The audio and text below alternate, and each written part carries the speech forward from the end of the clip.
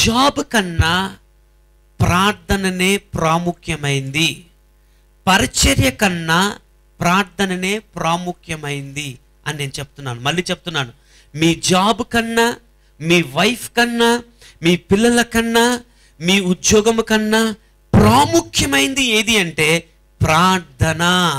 మీ job పక్కన పెట్టి ప్రార్థన చేయండి. ఎందుకంటే యేసు ప్రభు ఉపమానం చెప్తాను మీకు. యేసు ప్రభు మార్నింగ్ లేవగానే వెళ్ళేవాడు. ఎక్కడికి? ప్రార్థన చేయడానికి వెళ్ళేవాడు. Can I explain you something? Please listen. ఇక్కడ వినండి. యేసు ప్రభు ఎప్పుడు కూడా శిష్యులతో ప్రార్థన చేయలేదు. యేసు ప్రభు ఎప్పుడు కూడా రాజకీయ నాయకులతో ప్రార్థన చేయలేదు. యేసు ప్రభు ఎప్పుడు కూడా వేరే వాళ్ళతో ప్రార్థన చేయలేదు. యేసు ప్రభు ఒక్కడే ఒంటరిగా ప్రార్థన చేశాడు. ఎందుకంటే ప్రార్థన అనేదే ఒంటరి సంబంధించింది. He never prayed with disciples. Disciples తో ఎప్పుడు ప్రార్థన చేయలేదు ఆయన. ఎందుకంటే డిసైపుల్స్ దేవుడు ప్రార్థన చేస్తే తొంగి చూసారేమో, అరే ఏంటి, ఏం చేశాడు ఈయన అనేసి. యేసు ప్రభుకు అందుకే వచ్చి ఏమనగారంటే, వీళ్ళు ఆయన ప్రార్థన చేస్తే తప్పమని అద్భుతం అవుతుంది, వీళ్ళు ప్రార్థన చేస్తే అవుతలేవు, మీరు కూడా ప్రార్థన చేస్తే అద్భుతాలు అవుతలేవు, మీరు ప్రార్థన చేస్తే మాత్కార్యాలు ఆన్సర్స్ వస్తలేవు అంటే మీరు ఏదో ఒకనో రాంగ్ చేస్తున్నారు. అందుకే టీచర్స్ మాకు నేర్పించండి. మీకు తెలుసా అండి, శిష్యులు ఏది నేర్పించమని లేదు బైబిల్లో. మీరు చూపెట్టండి, నాకు ఎక్కడ లేదు. ఒకే దగ్గర ప్రార్థన నేర్పించమన్నారు. ఎందుకు?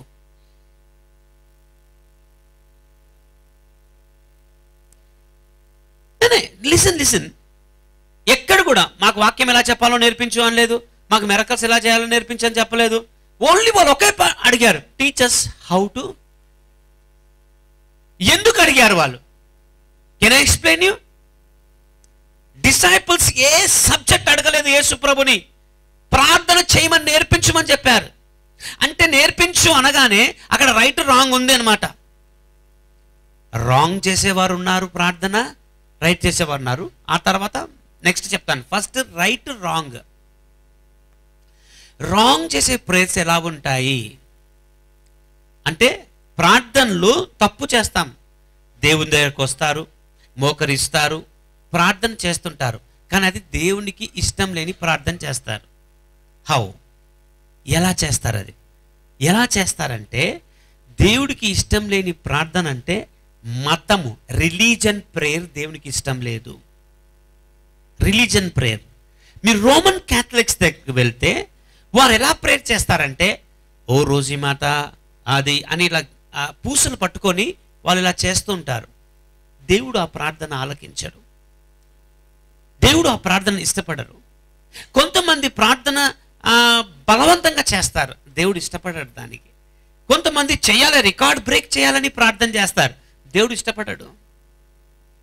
దేవుడు ఇష్టపడేది హార్ట్ఫుల్గా విత్ లవ్, ప్రేమతో వెళ్ళి ప్రశాంతంగా దేవునితో మాట్లాడితే దేవుడు అంటాడు, that's love, I like that అంటాడు.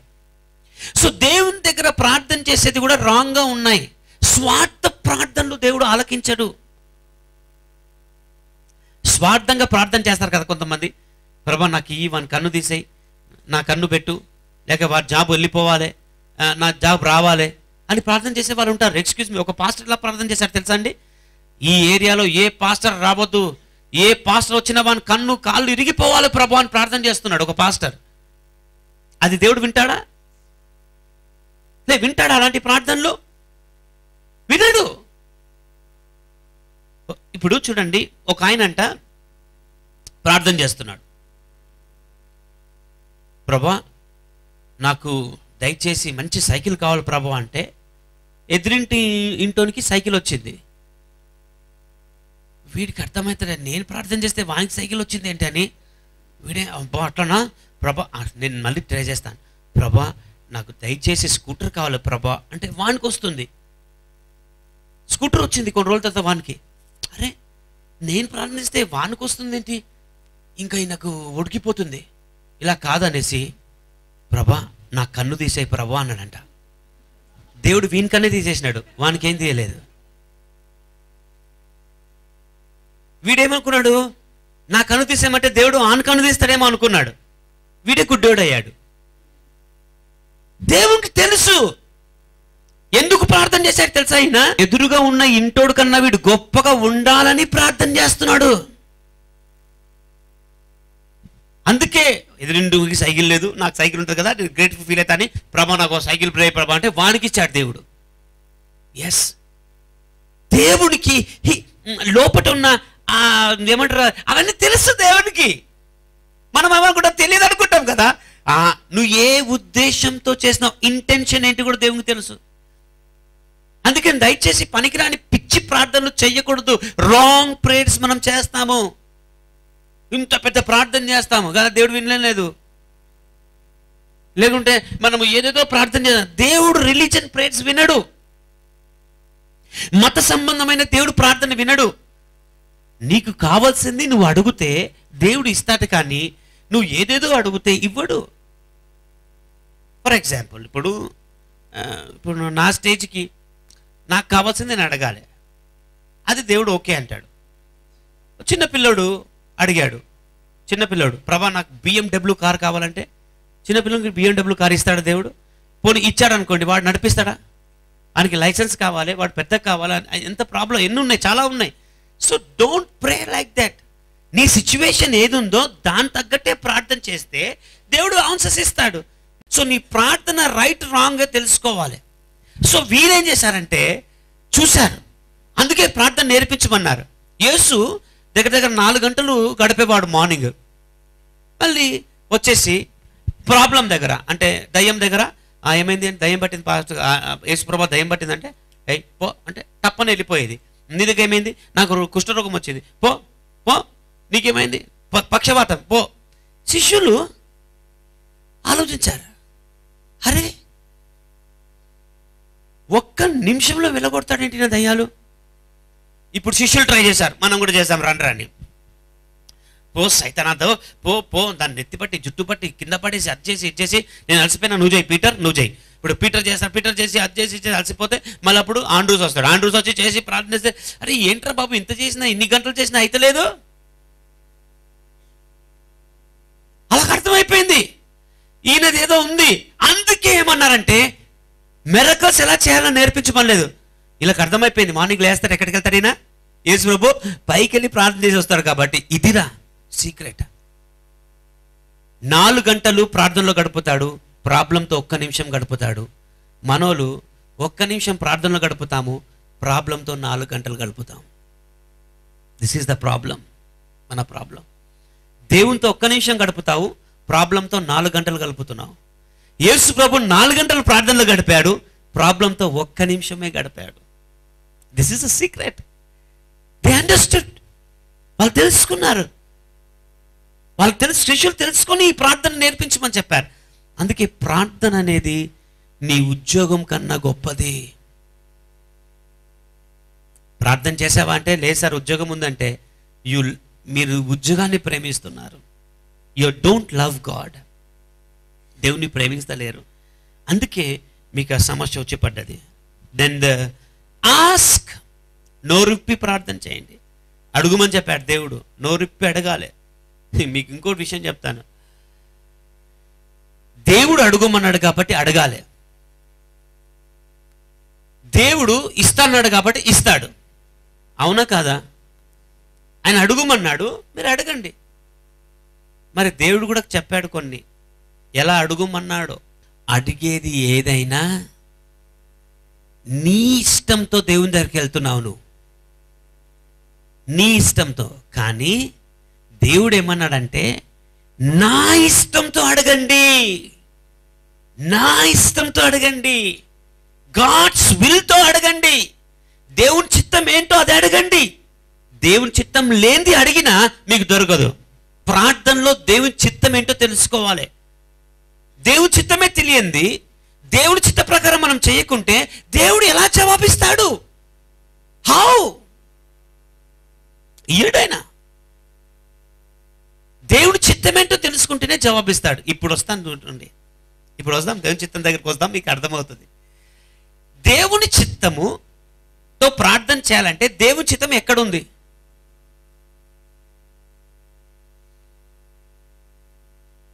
Wear is God's will? మీకు తెలియదా? దేవుని చిత్తం ఎక్కడుంది?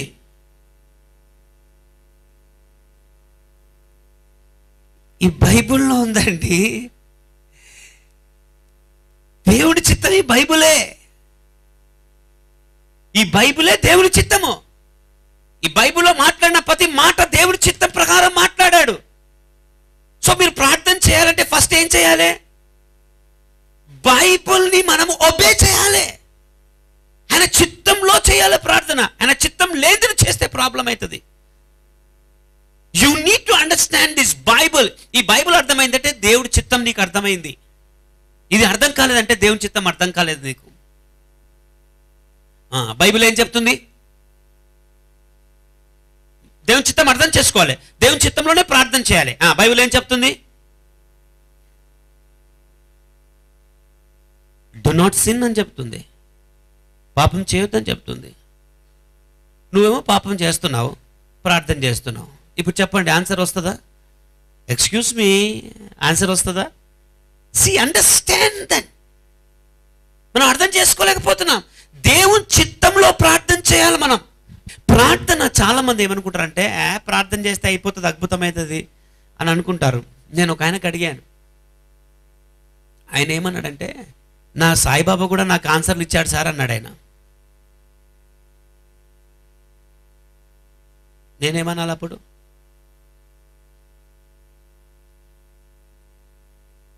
మీరు వెళ్ళి ఆ హిందూస్కి అడగండి, మీలాగా వాళ్ళు కూడా సాక్ష్యాలు చెప్తారు.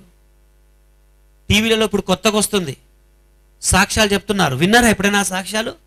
నాకు ఆ బాబా దర్శనం వచ్చింది, లేకుంటే అది వచ్చింది, సాక్ష్యాలు చెప్తున్నారు వాళ్ళు.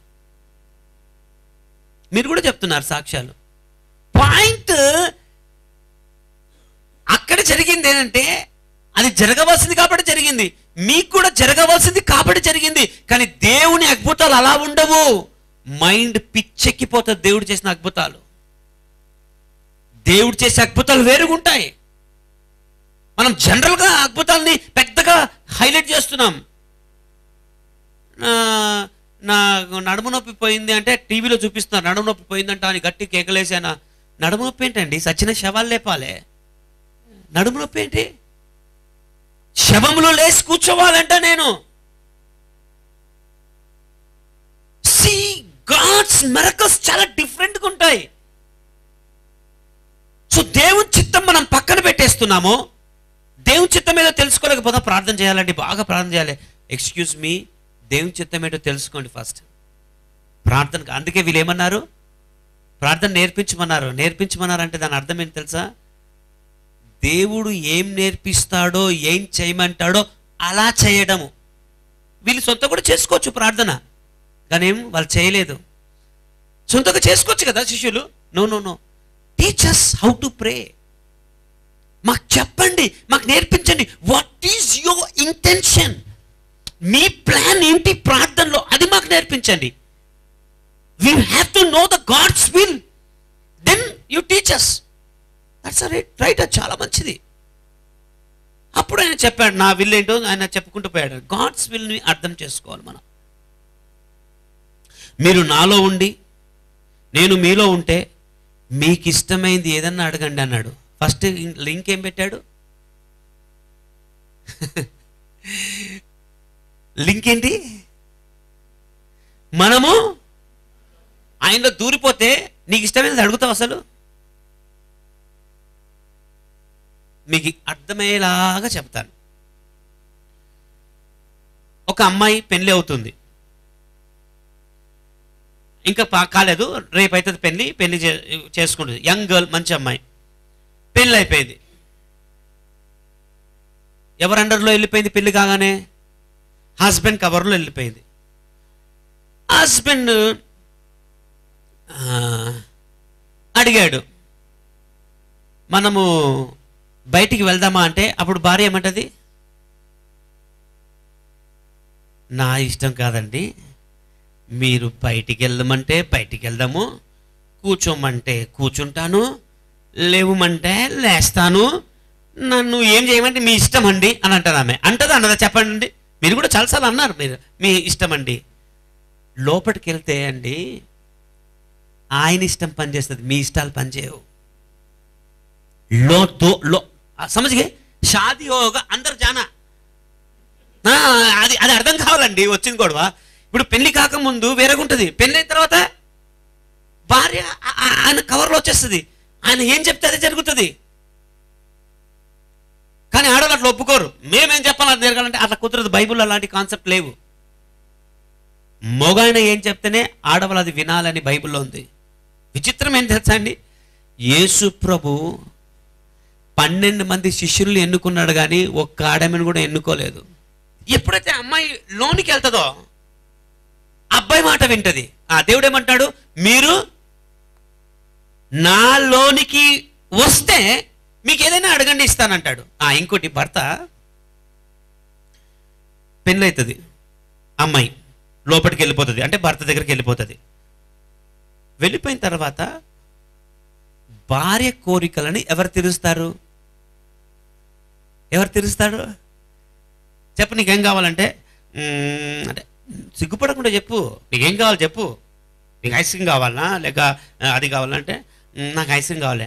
2 నిమిషాలు తీసుకో ఐస్ క్రీమ్. ఎవరు నడుస్తాయని? మనం దేవుని లోనికి వెళ్తే దేవుడు అడుగుతాడు. నా లోనికి వచ్చావు కదా, నీకేం కావాలి అడుగు. అప్పుడు నువ్వు అడుగుతావు, నాకు ఐస్ క్రీమ్ కావాలంటే ఐస్ క్రీమ్ ఇస్తాడు. నువ్వు దేవుడి దగ్గరికి లోనికి రాలేదు, నాకు అది కావాలి ఇది కావాలంటే కుదరదు, ఇయ్యడు. లోనికి రా ఫస్ట్. హలో, అర్థమైందా? దేవుని చిత్తం అంటే అది. దేవుడేంటో తెలుసుకో, దేవునికి లోబడి దేవుని చిత్తంలోకి పో, నీకేం కావాలంటే అది అడుగుతాడు. ఇప్పుడు మీకు అర్థమవుతుంది ఇలా చెప్తే కదా, మీకు అర్థమైంది కదా. ఇప్పుడు భార్య భర్త కోసం చెప్తే బాగా అర్థమవుతుంది మీకు. మీరు నాలో ఉండి నేను మీలో ఉంటే మీకు ఏది ఇష్టమో అది అడగండి అంటున్నాడు. అబ్బా, ఎంత తెలివిగలడో దేవుడు, చాలా తెలివి. ఆడమే అంటది, నేను నీతో కలవాలనుకుంటున్నాను, నీతో పాపం చేయాలనుకున్నా అంటే ఏమంటే తెలుసా? చెయ్యి, పెళ్ళి తర్వాత ఏదైనా చెయ్యి, పెళ్ళి తర్వాత. పెళ్లి చేసుకున్నాడు అనుకోండి, నీ ఇష్టం అంటది ఆమె. ఎస్, పెళ్ళి కాకముందు మీరు ఏది అడిగినా కుదరదు. పెళ్ళైన తర్వాత మీకు ఏమి ఇష్టమో అది జరుగుతుంది. రైటా రాంగా చెప్పండి, కరెక్టా? నేను చెప్పింది కరెక్ట్. ఎస్, అందుకే దేవుడు ఏం చెప్పాడంటే, మీరు నాలో రండి, నేను మీలో వస్తాను, అప్పుడు మీకు ఇష్టమేదో అడగండి. అప్పుడు అడుగుతారా మీరు? BMW అడుగుతారా? అడగరు. మీ ఇష్టం నాయనా, మీ ఇష్టం. మారుతి అంటే నేను మారుతి ఎక్కుతాను. మీ ఇష్టం తండ్రి, మీరు సైకిల్లో తీసుకెళ్తే సైకిల్ ఎక్కుతాను. ఒక బొమ్మ చూశాను, నాకు ఎంత నచ్చిందో ఆ బొమ్మ. పేపర్లో వేసాడు, వరదలు వస్తున్నాయి ఎక్కడనో. భార్యను సైకిల్ మీద కూర్చోబెట్టుకొని వరదల్లో ఈయన నెట్టుకుంటూ వెళ్తున్నాడు. ఆ పిక్చర్ కట్ చేసి పెట్టుకున్నాను నేను, ఎంత నచ్చిందో నాకు, ముద్దుగా అనిపించింది అది. హస్బెండ్ ఎంత మంచి పని చేశాడో, భార్యను సైకిల్ మీద కూర్చోబెట్టాడండి, ఈయన నెట్టుకుంటూ మంచిగా వెళ్తున్నాడు. ఆ ఫోటో వేశారు. I really like that picture, చాలా మంచిగా అనిపించింది. భార్య ఏం తడుస్తలేదు, మనోడే తడిచి తీసుకెళ్తున్నాడు అని. దేవుడే తీసుకెళ్తాడు. దేవుని లోపలికి వస్తే మీకు దేవునికి స్తోత్రం. హలో చెప్పండి. మీకు తడి కూడా తగలదు, మీకు తడి తగలనీయకుండా చేస్తాడు ఆయన. లోనికి రా. నువ్వు బయట ఉండి అడుగుతున్నావు అన్ని, దేవుడు ఇయ్యడు. దేవుడు నువ్వు వచ్చావంటే, క్రీస్తులో లోపలికి వెళ్ళావంటే, నీకు ఇష్టమైన ప్రార్థన ఏదైనా అడుగు, దేవుడు ఇస్తాడు. అది నీకు ఇష్టమైన ప్రార్థన ఏదైనా అడుగు, దేవుడు ఇస్తాడు. దేవుడు అదే కాన్సెప్ట్ లో మాట్లాడుతున్నాడు ఇక్కడ. నువ్వు నాలో ఉండు, నేను నీలో ఉంటాను, నీకు ఏది కావాలని అడుగు, నేను ఇవ్వకుంటే అప్పుడు అడుగు, దేవుడు ఇస్తాడు, దేవుడు సహాయం చేస్తాడు. కానీ ఫస్ట్ పెళ్లి చేసుకో. దేవుణ్ణి పెళ్లి చేసుకోమంటే ఆయన చెప్పిన మాటకు లోబడి. విడాకులు అవుతున్నాయి చాలా, ఎందుకు తెలుసా? చెప్పిన మాట అది గడవ. విడాకులు అవుతున్నాయి, చెప్పిన మాట వింటలేరు. లైన్ కట్టారంట విడాకుల కోసం, వైఫ్లు హస్బెండ్లు. నాకొద్దు అనేసి చెప్పిన మాట వినడం లేదు. మనం ఇప్పుడు క్రిస్టియన్స్ వద్దాం, ప్రార్థన దగ్గరకు వద్దాం. దేవుని మాట పక్కన పెట్టేసి, ఇప్పుడు చర్చినంత బాగా కూర్చున్నారు కదా, ఇక్కడ నన్ను చూస్తున్నారు కదా, ఇంట్లో పోయి టీవీని చూస్తారు, మంచిగా చూస్తారు, సినిమాలు అన్ని చూసి దేవుని పక్కన పడేసి ప్రార్థన మాత్రం, ఓ జీసస్ దేవో మిరకలు జరగాలనైనా తండ్రి. ఏడికెళ్ళి జరుగుతుందండి మిరకలు? ఏడికలు అవుతాయి? అద్భుతం జరిగిపోవాలి. ఎట్ట జరుగుతుందమ్మా? నీ బతికెట్టుంది? దేవుని చిత్త ప్రకారం ఉన్నవా నువ్వు? నీవు దేవుని చిత్త ప్రకారమే లేవు, కానీ అద్భుతాలు జరిగిపోవాలి. ఎక్కడ జరుగుతాయి అద్భుతాలు? Understand the God's will. దేవుని చిత్తం ఏంటో. రెండోది, భర్త చెప్తాడు, పప్పు వండి పెట్ట అంటాడు. ఈమె ఏం చేసింది? వంకాయ వండి పెట్టింది. భర్త ఏమంటాడు అప్పుడు? నేను నీకు నిన్నే చెప్పాను పప్పు వండి పెట్టి ఈరోజు అని చెప్పాను, నువ్వు వంకాయ ఎందుకు వండి పెట్టావు? నాకు పప్పు చేయాలనిపించలేదు అంటదేమే. నాకు కూడా ఇంట్లో ఉంచుకోవాలనిపిస్తలేదని నడువు అని చెప్తాడు కదా. నువ్వేం చేస్తున్నావంటే దేవుని చిత్తాన్ని పక్కన పెట్టి, దేవుడు ఏమన్నాడు? పప్పు చేయమన్నాడు అంటే పాపం చేయొద్దన్నాడు. నువ్వేం చేస్తున్నావు? వంకాయ చేసుకొని కూర్చుంటున్నావు. దేవుడు ఏమంటాడు? నాకు కూడా ఇష్టం లేదు, ఇంటికి నడు అంటాడు. దేవుడు ఆన్సర్స్ ఇవ్వడు. ఇది అర్థం చేసుకోవాలండి. చాలామంది క్రిస్టియన్స్కి తెలియదు. అందుకనే ప్లీజ్ టీవీలో వింటున్న వాళ్ళకు కూడా ఎక్స్ప్లెయిన్ చేస్తున్నాను నేను. దయచేసి అర్థం చేసుకోండి దేవుని చిత్తం ఎంత ఇంపార్టెంటో. దేవుని చిత్తం చెయ్యంది దేవుడు మనకు ప్రార్థనకు జవాబు దయచేయడు. ఇప్పుడు అరే ఫైర్ రమ్మన్నాడు ఏలియా, ఫైర్ వచ్చింది. ఆయన ప్రార్థన చేయకముందే వచ్చేసింది. ఆ తర్వాత దానియేలు ప్రార్థన చేశాడు. ఎన్ని మిరకల్స్!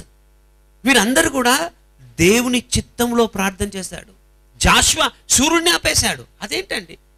ఇప్పుడు నువ్వేం చేస్తున్నావు? ఏం జరుగుతున్నాయి మిరకల్స్? దేవుని చిత్తం చేస్తున్నావా? దేవుని చిత్తంలో ఉన్నావా నీవు? దేవుడి చిత్తం ఏముంది?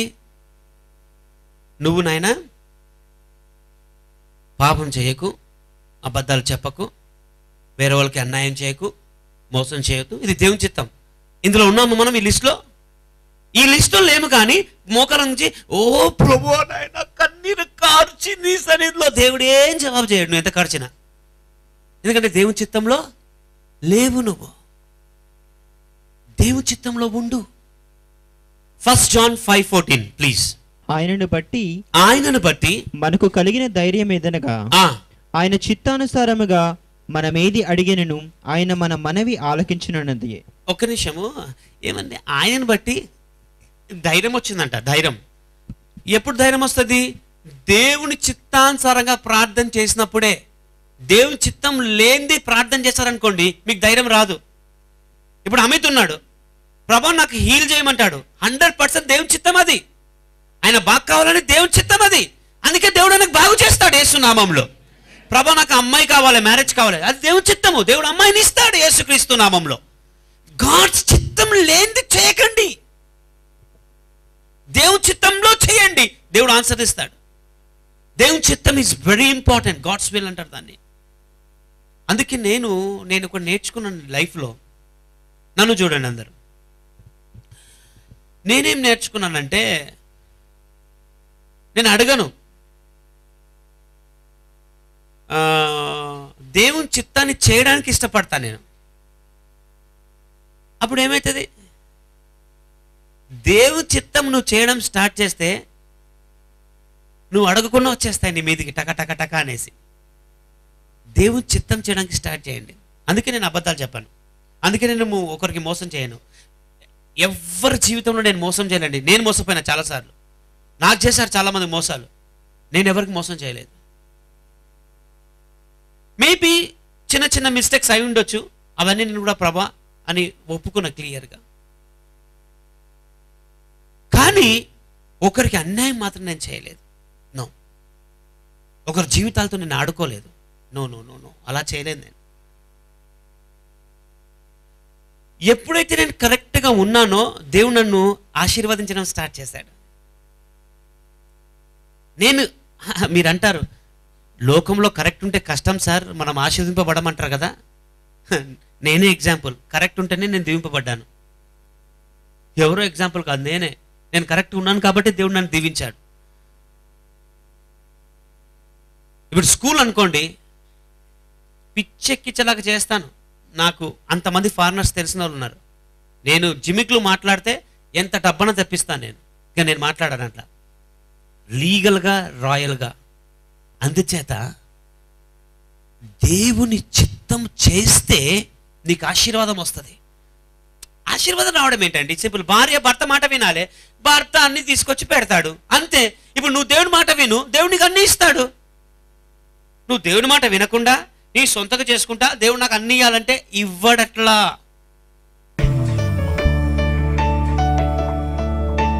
రండి ప్రార్థన చేసుకుందాం. పరిశుద్ధమైన దేవానికి వందనాలు తెలియజేస్తున్నాను. దేవుడి వాక్యం విన్నారు ప్రభా, విశ్వాసం పెంచండి, జీవితాన్ని మార్చండి. ప్రభు కొరకు బలంగా వాళ్ళు జీవించడానికి సహాయం చేయండి నాయన. అయ్యా, నా ముందు ప్రభా టీవీలో కూర్చున్నారు, చాలామంది రోగంతో ఉన్నారు, ఇబ్బంది ఇరుకులో ఉన్నారు. యేసు నామంలో ఆ రోగాలను గద్దిస్తున్నాను తండ్రి. యేసుక్రీస్తు నామంలో మీరు ఇచ్చిన అధికారంతో ప్రతి రోగాన్ని యేసు నామంలో గద్దిస్తున్నాను. In the mighty name of Jesus I bind that in Jesus name Lord. Thank you Holy Spirit, thank you Holy Spirit. నీ దైవ శక్తి వారి మీదికి వచ్చును గాక. అయ్యా తండ్రి, ఆ కిడ్నీలో రాళ్ళు యేసు నామములో కరిగిపోను గాక. అయ్యా తండ్రి, ఆ క్యాన్సర్ రోగం యేసు నామములో వెళ్ళిపోమని ఆజ్ఞాపిస్తున్నాము. Thank you Jesus. ఆ కడుపులో నొప్పి పో ఇన్ జీసస్ నేమ్. ఆ తలలో మెడలో నొప్పి, ముక్కులో నొప్పి, ఆ కంట్లో నొప్పి పో in Jesus name Lord. Thank you for healing lord. Thank you for a miracle lord. Thank you in the name of Jesus. Family problems నుంచి విడుదల దయచేయండి నాయన. అయ్యా, ఉద్యోగంలో సమస్యలు, అయ్యా వారికి మంచి ఉద్యోగం దయచేయండి నాయన. అయ్యా తండ్రి, బిజినెస్ మంచిగా అవటకు సహాయం చేయండి. అయ్యా తండ్రి, పిల్లలు తల్లిదండ్రులు మాట వినే కృప దయచేయమని ప్రార్థన చేస్తున్నాం. భార్య భర్తలు ఇద్దరు మంచిగా ఉండే కృప దయచేయండి నాయన. మీకు వందనాల కుటుంబాన్ని మీరు దీవించి ఆశీర్వదించమని యేసు నామములో వేడుకుంటున్నాము తండ్రి. ఆమేన్.